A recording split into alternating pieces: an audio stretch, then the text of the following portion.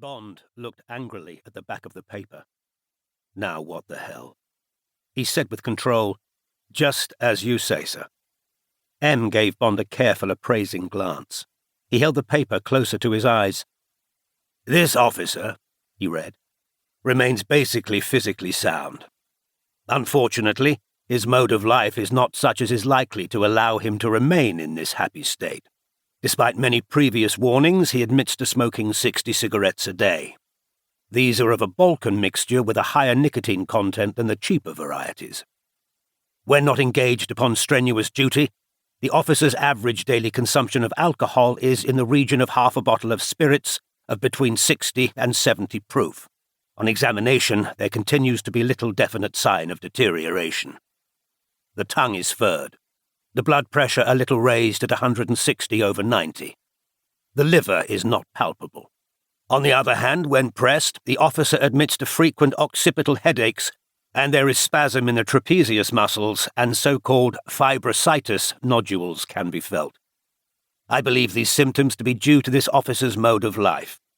He is not responsive to the suggestion that overindulgence is no remedy for the tensions inherent in his professional calling, and can only result in the creation of a toxic state which could finally have the effect of reducing his fitness as an officer. I recommend that number 007 should take it easy for 2 to 3 weeks on a more abstemious regime, when I believe he would make a complete return to his previous exceptionally high state of physical fitness." M reached over and slid the report into his out tray. He put his hands flat down on the desk in front of him and looked sternly across at Bond. He said, "Not very satisfactory, is it, James?" Bond tried to keep the impatience out of his voice. He said, "I'm perfectly fit, sir. Everyone has occasional headaches. Most weekend golfers have fibrositis. You get it from sweating and then sitting in a draft. Aspirin and embrocation get rid of them. Nothing to it, really, sir." M said severely, "That's just where you're making a big mistake, James. Taking medicine only suppresses these symptoms of yours. Medicine doesn't get to the root of the trouble, it only conceals it. The result is a more highly poisoned condition which may become chronic disease.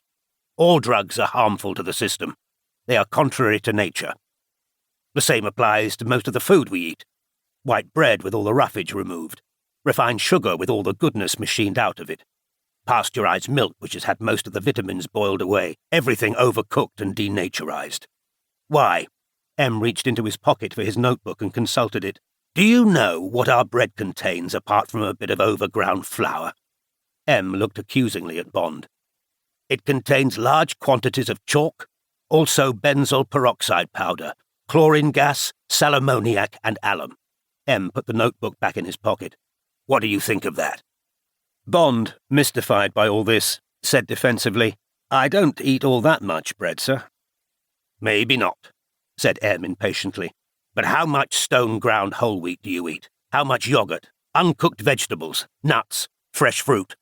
Bond smiled. "Practically none at all, sir." "It's no laughing matter." M tapped his forefinger on the desk for emphasis. "Mark my words. There is no way to health except the natural way. All your troubles—" Bond opened his mouth to protest, but M held up his hand. "The deep-seated toxemia revealed by your medical are the result of a basically unnatural way of life. Ever heard of Bircher-Brenner, for instance? Or Kneipp, Priesnitz, Rickley, Schrott, Gossman, Biltz? No, sir. Just so. Well, those are the men you would be wise to study. Those are the great naturopaths, the men whose teaching we have foolishly ignored. Fortunately," M's eyes gleamed enthusiastically, "there are a number of disciples of these men practicing in England.